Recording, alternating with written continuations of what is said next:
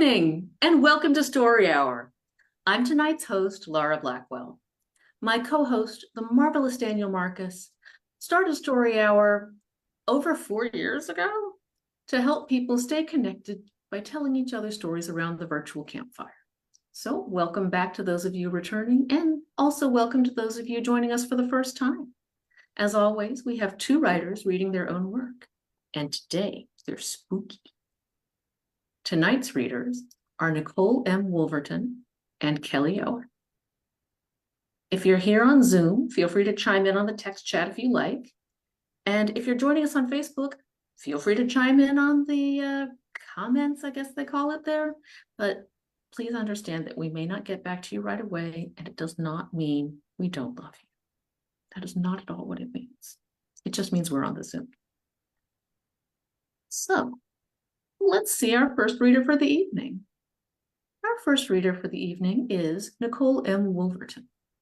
Nicole M. Wolverton is a fear enthusiast who grew up in the rural hinterlands of Northeast Pennsylvania, wondering what lurked in the cornfields outside her bedroom window.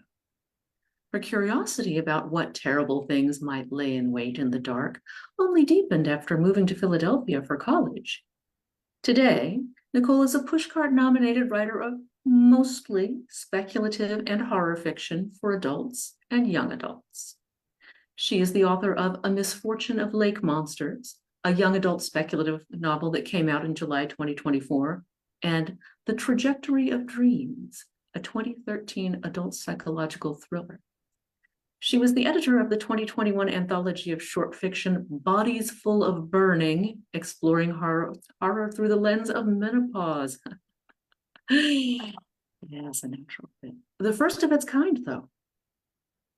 Her short fiction, creative nonfiction, and essays have appeared in over 40 anthologies, magazines, and podcasts. She still wonders what creeps in the dark.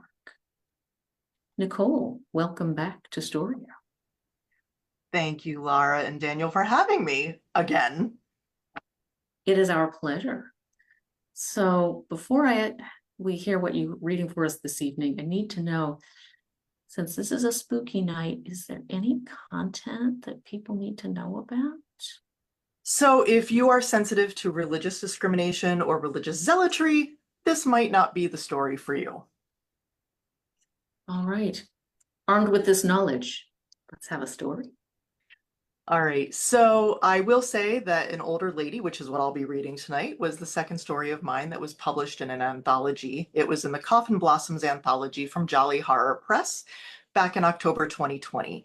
And it's still one of my favorites because I'm such a fan of the intersection of horror and humor. So without further ado, An Older Lady. I didn't mean to start an uproar, Sheriff. Honestly, I didn't.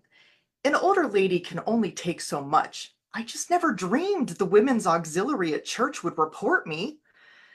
This whole business started after the church bake sale a few months ago. I sat there for hours, smiling over lumpy cakes, cookies as crumbly and parched as the Sahara, and the most anemic pies I ever did see. No, of course none of them were mine. You've had my apple crumble, Sheriff. It won a blue ribbon at the North Georgia State Fair. Could make a grown man cry. You've shed a tear or two over it yourself. Don't tell me you haven't. No, I don't have a pan of it in the kitchen right now. Sorry, Sheriff. Yes, of course, back to the bake sale. I did my duty for the women's auxiliary, and I didn't complain once. Not even when that Ginny von Pfeffenheimer showed up and dressed me down for not selling her ridiculous whole wheat prune bread. Whole wheat prune bread. God in heaven, what kind of person wants to eat that? Truly, Sheriff, I am giving you the condensed version of the story. Now, where was I? Oh, yes, of course. Ginny's prune bread. Well, I smiled at her, but she frosted my fiddlesticks. Everyone knows I'm a good volunteer. I give blood. Why, in my 73 years, I've donated 60 gallons. And goodness, I break for pedestrians and ducks. But like I said, an older lady can only take so much. So when I came home and those kids from that other church rang the front bell, well, I wasn't at my best. No, I do remember it all perfectly. Fresh-faced and sweet, the both of them. Identical smiles, Sunday best clothes. The girl, pretty blonde thing, she held out a pamphlet and asked me something about discovering the secret to eternal life. And then, I don't know, it just popped out of my mouth, easy as pie. Good pie, that is, mind you, not that gummy shoe fly from the bake sale. Anyway, I said, no thanks, but I'd love to tell you about Satan. Would you like to come in? Why? I really couldn't say why I said it. I just did. I might have been thinking uncharitable thoughts about Ginny at the time. I admit that, and I preyed on it. A lot. Oh, yes, the girl. Well, she clutched the little round collar of her blouse, and the boy she was with sputtered like I jabbed him with a hat pin. His holy book hit the ground, and me, well, I couldn't stop grinning. I thought my dentures would fall right out of my head. I remember doing this thing with my hand, like a game show host showing off a car. Except it was more like I was inviting those kids in for tea and the dark arts. No, Sheriff, of course not. You see me and my Edwin every week at church. I'm a good, God-fearing lady. It was just, well, like I said, I was not myself. Not at all. Maybe Ginny drugged her awful prune bread. I do admit I tried a bite, and it was as terrible as it sounds. Right, back to the story. Did I mention my tulips were in bloom? These gorgeous Queen of the Night tulips that I brought from... Well, the only reason I bring it up is because tulips bloom in the spring. So all of this was in April, and it was just chilly enough to need a shawl. I'm trying to help you establish that this happened in the spring. Perry Mason calls it establishing a timeline. You don't have to get so huffy. Yes, of course. Well, that boy nearly fell off my porch. His eyes went big and he made these wheezing sounds. Maybe he thought Satan was playing pinochle in my pantry. Whatever that poor child thought, he didn't say a word, just bolted right down the steps to the sidewalk and ran off. Left that girl there by herself. Maybe an older lady like me doesn't look dangerous, but I could be. I was wearing that racy red dress with the lace around the sleeves that day, and it's not as if I don't know how to use rat poison. Why, who knows what I could have done to that girl if I were a nasty type. Truly, chivalry is dead in young men these days. It must be. Merciful heavens. The girl at least had some manners on her. She picked up the book the boy dropped, thanked me for my time, and went on her way. Nice girl. Didn't even start running after I yelled about Satan's orgies. I admit I got a kick out of the idea. What, with Edwin's model train set up in the living room, I don't know where we'd fit enough people for an honest-to-God orgy. Yes, that's his train set over there by the window. You see how I decorated the parlor to match? Those drapes are the same color blue as Edwin's locomotive. No, I guess that's not really relevant to the story, but what's that? Oh, rat poison. Yes, like I said, I do know how to use it, but my Edwin usually takes care of that kind of thing. My arthritis slows me down sometimes. Why do you ask? Oh, well, sure, I understand, but you know I didn't actually mean that I would have poisoned that dear girl. I was just making a point. Next thing you know, you'll be asking me if I was serious about the orgy. Sheriff Timmons, do I have to remind you that I know your mother? I'll call her right now. You know very well I wasn't serious. Well, no. I told you I don't know why I said it in the first place. It was unplanned as spilled milk. You know, I still think maybe Jenny put something in her prune bread. The marijuana, maybe. It's a gateway drug, I hear. You should write that down on your pad, mister. I remember back in the day that Ginny ran with that hippie crowd who protested the war. Oh, medications? Yes, I take pills for my blood pressure and my arthritis and some lady problems that I do not see fit to tell you about. Nothing that would make me say things. No, nothing like that. Right, so I'd forgotten all about those kids. And a few days later, I'm sitting on the couch in my front room, knitting a baby blanket for that new couple at church when the phone rings. And it's that nice reporter from the local paper. I remember because the light shining in those big broad windows made the yarn look extra yellow. And the reporter asked for Mrs. LeVay, which I thought was a funny sounding name. No, no, I said to him, this is Mary Levan. Levan. And he chuckled, so I thought maybe he found it a funny name too. His name is Bert, that reporter. I thought maybe he was going to ask me about how I keep my rhododendrons looking so beautiful, or where I got my lovely tulips, but he said he'd gotten a tip that I was Satan's bride and he wanted to know all about Satanism for his column on religion. This real funny picture jumped into my head. You've seen my wedding photo of Edwin. It's that one over there by the credenza on the stairs. Your mother was at my wedding. Did you know that? Well, all of a sudden I imagined the devil on the devil's head on Edwin's body. You know, red, shiny skin, black horns, a neat little Van Dyke on his chin. Oh, I laughed something awful over it. Edwin can't even grow sideburns. Now, Sheriff, I'm right with the Lord. I've been a Lutheran my whole life, and I'll die one too. But that nice Bert started talking about how the people of this town just aren't too accepting of Satanists, and that just struck me as plain unchristian-like.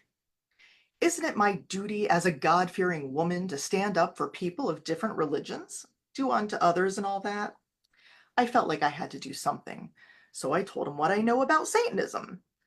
And that's not much, mind you. Well, of course, if you want to get to the heart of it, I don't know a thing, so I made up a couple of things. The proper way to pray to Beelzebub, and the spell you need to say before slaughtering babies for sacrifice. Oh, and the fact that the Dark Lord prefers freshly grated Parmesan on his spaghetti and meatballs. That sort of thing. But that's when it all started going funny. My paper boy blessed himself when he dropped off the paper the next day. Wouldn't even say hello. Trampled some of my tulips, too. Write that down. I did look like a real lady on the front page of the paper, if I do say so. I sent Bert that portrait the church took for the directory, the one where I'm wearing that darling pink sweater set with the pearl buttons. I was even wearing my gold cross necklace. But lordy, that headline.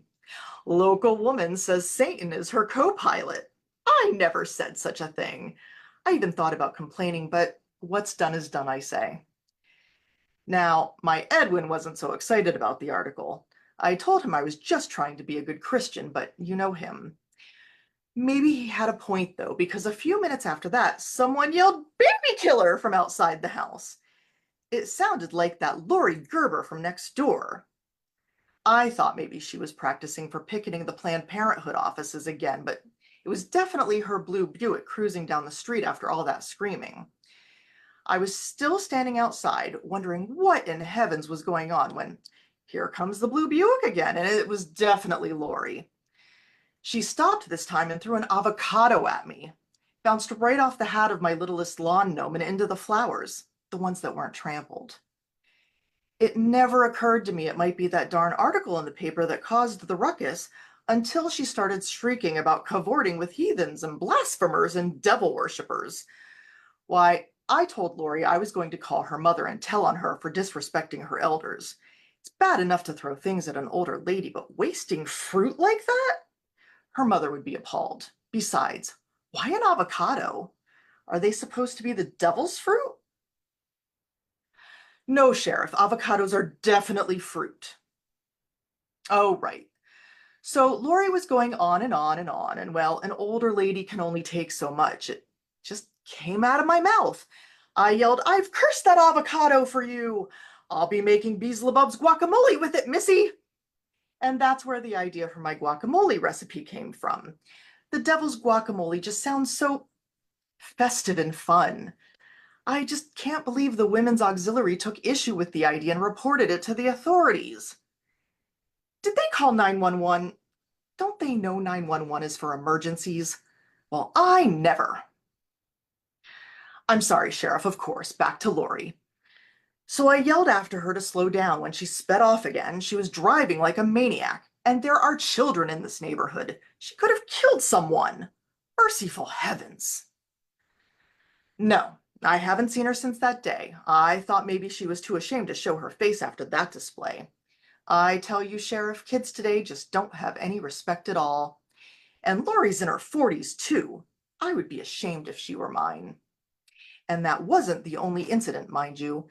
There was a fire in the shed out back, and you didn't hear this from me, of course, but I saw Ginny herself running away from that one. I'm telling you, you should really investigate her. A few other incidents happened too. Yes, I'll report it good and proper when we're done here, Sheriff, I swear. Well, it wasn't all bad. A few days after that, the sweetest group of black-haired boys and girls asked if they could join my church. I thought they were talking about the Lutheran church, but can you imagine? They were talking about the Satanist church the paper made up. I guess they like fresh Parmesan. Well, I couldn't bring myself to say no, could I? They were so polite. Real ladies and gentlemen. So I told them they could just take the church over as long as they left off with the baby sacrificing. It seemed like the Christian thing to do. And I'm pleased as punch to say the Fourth and a Half Church of Lucifer lives on even today. It's the only one in Georgia, I'm told. The new high priest called me just the other day to give me an update on their fundraising. Bless his heart. I bet no one tries to sell whole wheat prune bread at their bake sales. Yes, things did calm down a bit after that. I mean, why, of course it did. That's right about the time the mayor accidentally posted photos of himself online diddling that honor student at the high school. Satanists aren't big news in the face of something like that. Well, there is no more story, Sheriff, I swear it. Well, right up until the Women's Auxiliary got huffy. It's not against the law to take the devil's guacamole to a potluck dinner. What did they expect me to do with all those avocados? Zach and the congregation have a crate delivered to me every month. I tell you what should be against the law. Ginny's prune bread. Oh, Ginny's missing? No, I haven't seen her lately either. Well, yes, of course you can look in my pantry. The basement? Well, surely, but my Edwin may have just spread rat poison. He said something about it yesterday. Oh no, Edwin's off for his tea time right now. Do you really think the rat poison could have worked that fast? Those little things are just cute as a button, and it did hurt my heart so to think of them dying down there. It's why I made Edwin do the deed, but surely you could be right. That might be what smells so funny. Do hand over my cane, Sheriff, and I'll lead you to the basement stairs. You're welcome to head down to check yourself, but my arthritis does pain me today. A little too much to join you. If you do see any dead rats, leave them be. My Edwin will clean up when he comes home. He's a dear like that. Oh, yes, do you like this tissue box cover? I crocheted it myself. I have an extra. I'll give you one. They're so decorative. A real conversation starter, too. The light switch, oh yes, it's just inside the stairwell there. Lean in just a little farther. You'll feel it along the wall. Oh, Sheriff, are you okay? Can you hear me? I dare say, I think I heard some glass break as you fell. Did you bang into my preserve shelf on the way down? Oh no, I hope you didn't get my honey-soaked peaches. They're a real treat, and I was saving those last jars. I do apologize that it's come to this. I really am. And I really do. Oh, you're bleeding, are you? And you can't move?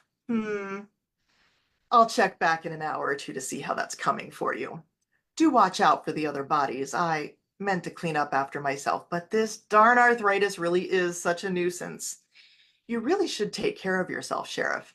Getting old does sneak up on you. Luckily, Edwin is such a dear. Well, certainly you can't blame me for pushing you. I did warn you. Merciful heavens!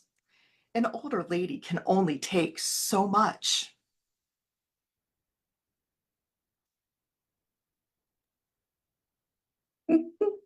Oh, well, that was fun. Thanks for letting me read it. I have so much fun on that. Oh, the voice is really enjoyable. I can imagine. Well, here at Story Hour, it is our way to just take a moment between the two stories, which are sometimes very different from each other, to let the first one soak in and take a deep breath and be ready for the next. Everyone, that was Nicole M. Wolverton. Thank you very much. And our next reader tonight is Kelli Owen. Kelli Owen is a member of both the Horror Writers Association and the International Thriller Writers, and has spoken at the CIA headquarters in Langley, Virginia, regarding both her writing and the field in general. The author of over a dozen books, including The Headless Boy, Teeth, and the Wilted Lily YA series, her short fiction has appeared in Bram Stoker Award-nominated anthologies alongside Stephen King, Robert McCammon, F. Paul Wilson, and Josh Mallerman, among others. Born and raised in Wisconsin, she now lives in the dark woods of Pennsylvania. For more information or social media links, please visit her at kellyowen.com. Kelli, welcome. Hello, thank you for having me. We are delighted to have you here. So I understand that we may be looking at a little bit of a tonal shift. Yeah, a little bit. Do we have a little bit of a content warning? Blood. I have blood. Okay. This story has more blood than I think any other story I've ever written, Okay. which just dawned on me right before when we were setting up. So that's fun. You get used to the blood after a while, I suppose. Well, it depends on how many people are in the basement. That is a thing, I suppose. I don't have a basement. I live in California. We just don't seem to do that. So let's have the story. All righty. The story that I am reading today takes place in 1984, just a heads up. And it is called Ghost Blood. As the Nazi crate was pushed into the stacks of the warehouse and the credits began to roll on the drive-in's 40-foot screen, Neil tossed the butter-soaked towel at the laundry tub near the door. He shrugged when it missed. Knowing he'd pick it up later, he instead leaned against the concession counter to watch the headlights come on, one by one. It was the 9th time he'd seen Raiders of the Lost Ark since it came out 2 years ago. 8 of those were this fall, when it hit the drive-in market. But he didn't mind. It was much better than the Porky's run at the beginning of summer. A record number of kids in trunks and fake IDs had flooded the field for most of June and July because of the R-rated comedy. Neil didn't care. Let them watch it. But the local police disagreed, and Neil had to deal with uniforms at the gate as well as wandering the lot during the film. Oddly, it was never the same officer, which only convinced Neil they were simply taking turns watching the movie for free. Today, being the second Sunday of September, meant there were only a handful of cars in the lot. The Stardust Theater drive-in was quieting down for the season since it was getting too cold to leave windows open for the clip-on speaker. Of course, it was also Sunday, which is a single feature night. Since the movies shown at the drive-in were all in at least their second run, people didn't always want to pay to watch an older movie, even at a discount, especially with so many of them popping up in the video stores. But mostly it was quiet because the drive-in business was heavily dictated by teens, and with school back in session, Sundays had returned to being a night of curfews. Neil watched the moviegoers half-heartedly toss their garbage toward the 50-gallon drums used as trash cans at the end of each row, missing their targets as often as they hit.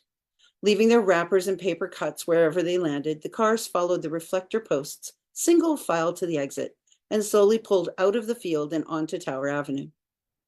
Neil shook his head at the garbage in the lot and sighed. Working double duty as both concession and lot attendant, he found himself not just resigned, but ultimately glad to clean up after them. Because while $3 an hour was less than any of the stores in the mall were paying, there was a much better chance the only blood at the drive-in would be on the 40-foot screen. And Neil avoided blood whenever possible. Neil had spent the first 3 years of his life believing everyone saw the world through a wash of bloodstains like he did. Whether it had been casually wiped clean or scrubbed with industrial chemicals, if blood had once been there, he still saw it. Everywhere. When his mother cut herself preparing dinner, and he had referred to it as new blood, it had taken her almost an hour to understand what her toddler was trying to explain.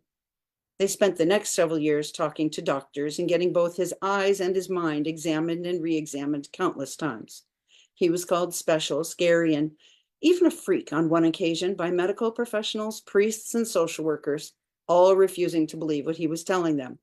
Neil could see old blood, or as he began to call it, ghost blood. Thankfully, before he got to kindergarten, his parents accepted him for what he was, and they moved to a new town to give him a clean slate.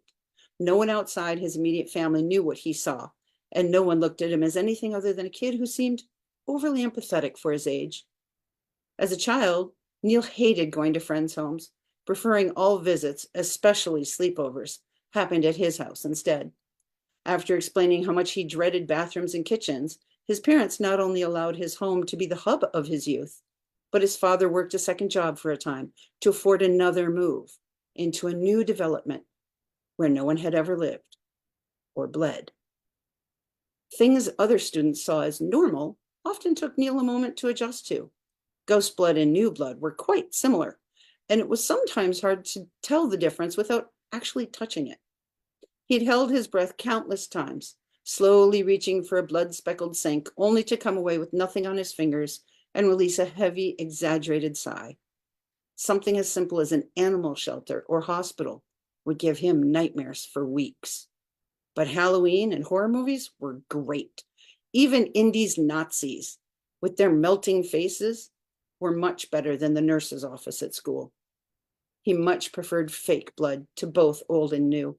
It was easily spotted and a completely different shade of red to him, though his parents swore it looked the same to them.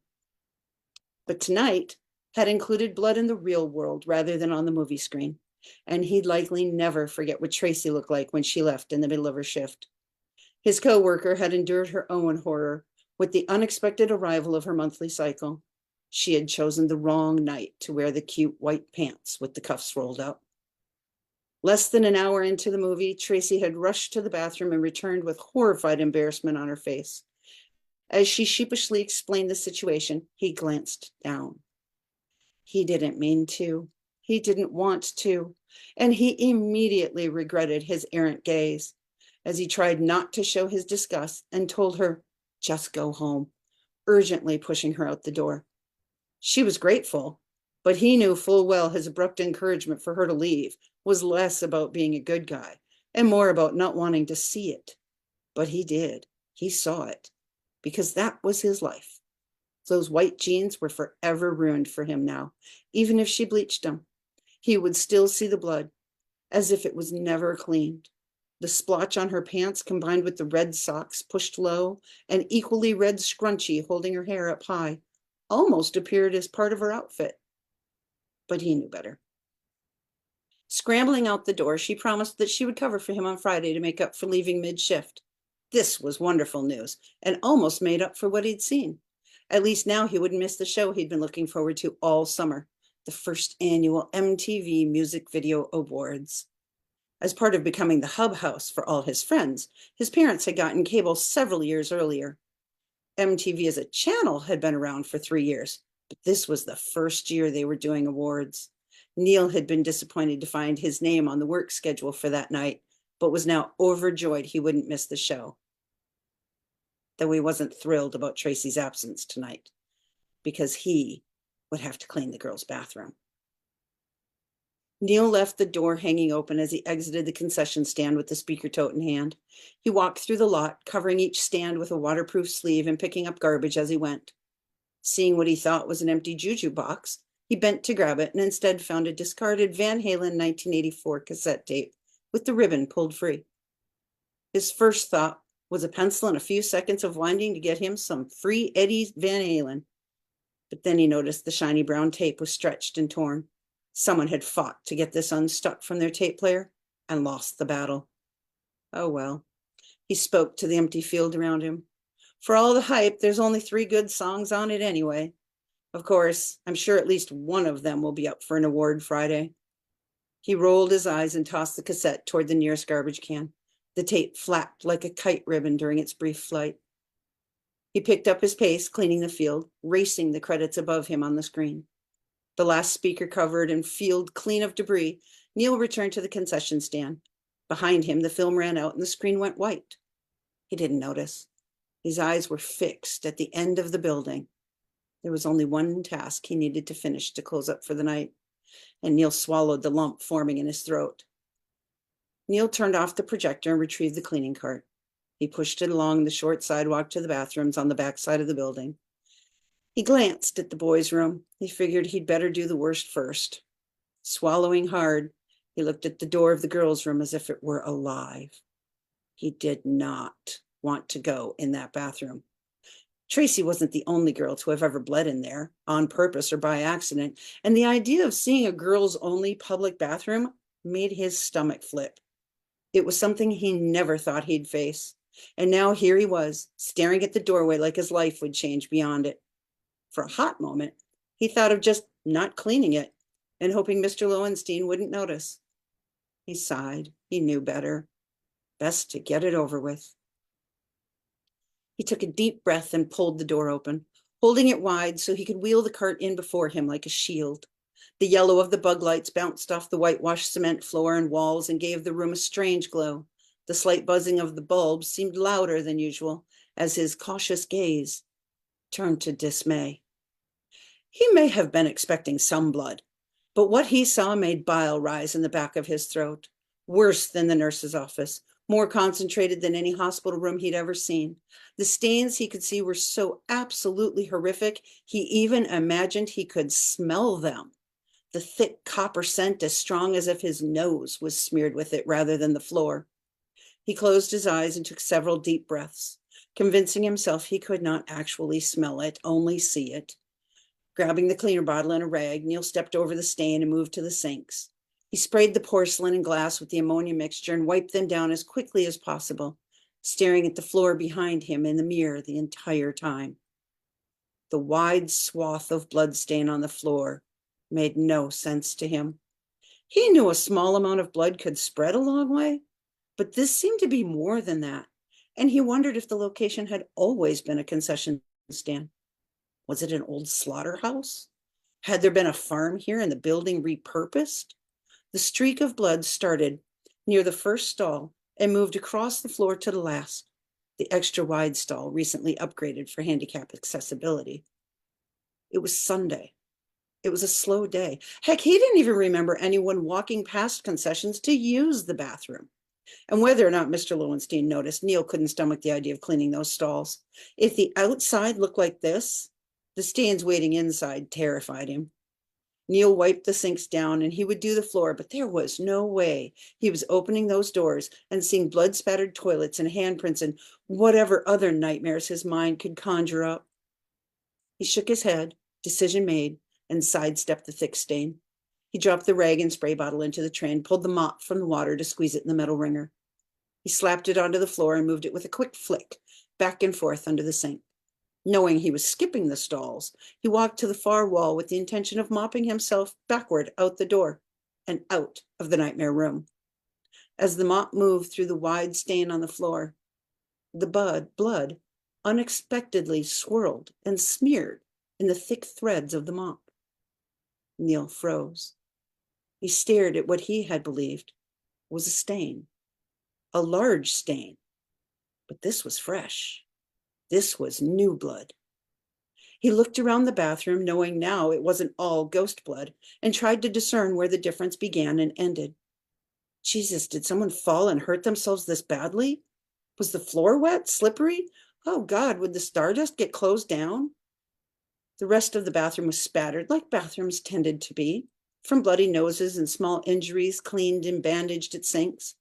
The new blood seemed to be only the wide swath, which moved in front of the three stalls, from first to last.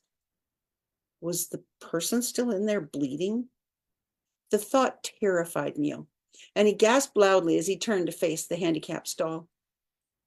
He reached for the door, acknowledging the blood he had only thought he could smell, was instead all too real and filling his nostrils.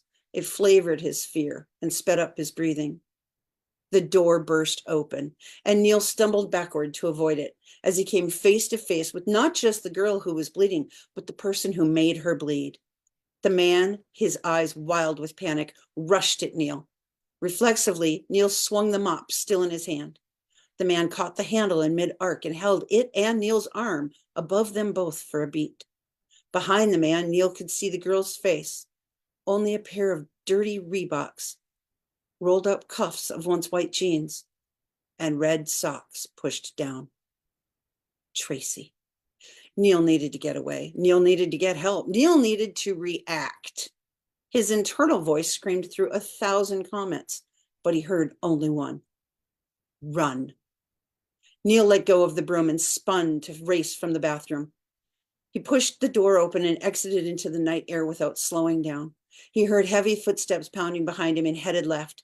Hell no, he thought as he passed the boys' room, knowing it had no other doors and he'd be trapped inside. A hand came from behind and swiped down the back of him, finding purchase on the fabric of his shirt at the shoulder. Neil pulled free as he reached the end of the building and turned on a dime. Thank God for all those stupid shuttle runs in gym class. The concession stand door still hung open, and he mentally spurred himself to get there, to get to the phone inside. Swinging the door behind him as he entered, he caught a glimpse of the butter-soaked rag he'd missed the laundry bin with earlier. He kicked it out into the path of the assailant and sprinted to the counter where the phone hung on the wall like a beacon of hope. He lifted the receiver, thankful for push buttons rather than rotary, and pounded out his own number. He heard his dad answer just as the door swung open hard enough to slam against the wall. The man entered the room. Dad, send help, come now. He dropped the phone and let it hang, the long curly cord bouncing lightly several inches above the floor. Neil looked around for a weapon. The utensils were all washed and stored for the night. The pizza tray was too far away. The push broom seemed to be his best chance, and he grabbed it and held it like a baseball bat. Behind him, he could hear his mother yelling in the dangling receiver. In front of him, he locked eyes with the intruder. The man sneered and took several quick steps toward Neil, holding his gaze the entire time. The man didn't see the greasy butter-soaked rag in his path. His foot rose up toward the ceiling, and his head went backward in an exaggerated arch. Neil watched the man lose his footing and go down hard, his head slamming into the tile-covered concrete floor. Cautiously stepping forward, broom still raised high, Neil saw a small puddle of new blood spread out behind the man's head. He gasped as the man blinked several times and pushed himself up to a sitting position. No, no, no, no, no. Neil's eyes widened as the man stood. The man's expression was full of renewed anger and determination. His eyes seemed to darken as they narrowed at Neil. Neil turned around and headed for the door at his end of the concession stand, desperately running through his options. The drive-in was in the middle of nowhere. Tower Avenue didn't have homes or businesses for almost a mile to the north, and to the south, nothing but the graveyard and empty highway beyond it. The sparse woods surrounding the lot were his only chance, and he planned on sprinting into the darkness of the trees. He would find cover and wait. He didn't have to wait forever, he told himself, just until help arrived. He pulled the door open and immediately scrambled back out of the way, dodging Tracy as she rushed past him into the room. A primal scream came from Tracy, her eyes crazed, her face speckled in her own blood. She ran straight for the man, both hands gripping the tire iron held over her head. The noise that came from her as she swung the metal bar at the man's head was inhuman. The sound the iron made as it connected with the bone reverberated and told Neil the man would not be getting up this time. Tracy followed the man to the floor and knelt above him. She continued swinging, connecting, and destroying the intruder's skull. Neil watched in horror, almost as afraid of her as he had been the man. Tracy! Neil yelled her name, but she didn't seem to notice, and she swung the iron yet again. Neil cautiously approached her. As Tracy raised the weapon high above her, he grabbed it firmly to prevent its downward motion, his hands slipping through the blood and gore covering it. Tracy!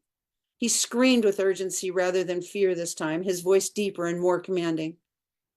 She turned to meet his gaze, her expression pure adrenaline, pure survival. Tracy! He lowered his voice and saw her eyes swim into focus on his face. He's dead, okay? You can let go. She turned back and cocked her head slightly, considering the remains of the man on the floor for a long moment. Neil didn't know if she was examining him for signs of life or accepting what she had just done. She finally released the tire iron in Neil's grip and fell to her bottom, scrambling backward until she bumped into the cabinet below the counter. She pulled her knees up to her chest and wrapped her arms around them. Like a frightened child, she looked up at him. Neil? He bent down, setting the tire iron on the floor, and put a hand on her shoulder. It's over, Tracy. You're okay now. She grabbed his hand and pulled it close to her. He could feel her pulse and her grip. He slid down to sit beside her, pulling his hand free and wrapping it around her instead. She leaned into him, sobbing quietly as he looked around while they waited for help to arrive. The blood from her injuries covered most of her exposed flesh and was smeared across the cabinet door and the floor near her. Neil couldn't tell what was injured on her, but he heard sirens in the distance and knew the medics would figure it out. The blood from the man's wounds pooled underneath him, spreading methodically outward, stretching across the floor toward Neil. Pieces of brain and bone were splattered against cabinets with bits stuck to the ceiling from Tracy swinging the tire iron up and down. Bloody handprints decorated both doors and counter. Someone was going to have to use a lot of bleach to clean this up. And Neil sighed, knowing he needed to find a new job.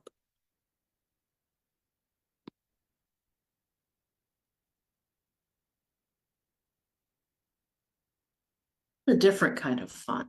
A different kind of fun. Little bit of blood. Yeah, yes, it was cool. Yeah. So I'm glad that you let us know about that. But happy ending. Happy ending, which is actually rare for me. So in Nicole's story, I'm not sure how happy that ending was. That was not a happy ending. It was happy for her. Well, yes, for her. Yeah, yeah. That's always the question. That's always the question. Ah, that was fun. It was 95 degrees here today, and I am very happy to have a little bit of chill. So, yeah. Well, Daniel and I will be back next week. Yes, And we we're will. going to have another pair of readers. It will be next week, Tara Campbell and Jean-Paul Garnier. I recommend checking storyhour2020.com the day of the reading for any announcements or changes. And storyhour2020.com is also a good place to learn about upcoming authors. We have a little calendar page. You can look at that. And this took a long time, so let me tell you, all 4.5 years of Story Hours have links there. So you can just go and look for the author combination you're looking for, just browse and click through, and that will take you to the videos. You don't have to go to Facebook and scroll through Facebook if that is a content warning situation for you. So it's a good place, storyhour2020.com. I'm very proud of it. And, there and with Facebook, you can watch any programs you may have missed because there have been 4.5 years worth. And you can watch this one as many times as you want. And no one will judge you for it. Kelli Owen, Nicole M. Wolverton, thank you for sharing your stories with us tonight. Thank you for having me. You. It is our pleasure. And we'd also like to thank SIFWA for the Givers Fund grant that helps keep Story Hour going. And I'd like to thank my co-host, Daniel Marcus, without whom literally none of us would be here right now. And also all of you who are here in the Zoom with us, all of you who are watching on Facebook at some point in the future. Because as long as you enjoy these stories with us, we're all in the same Story Hour. Good night.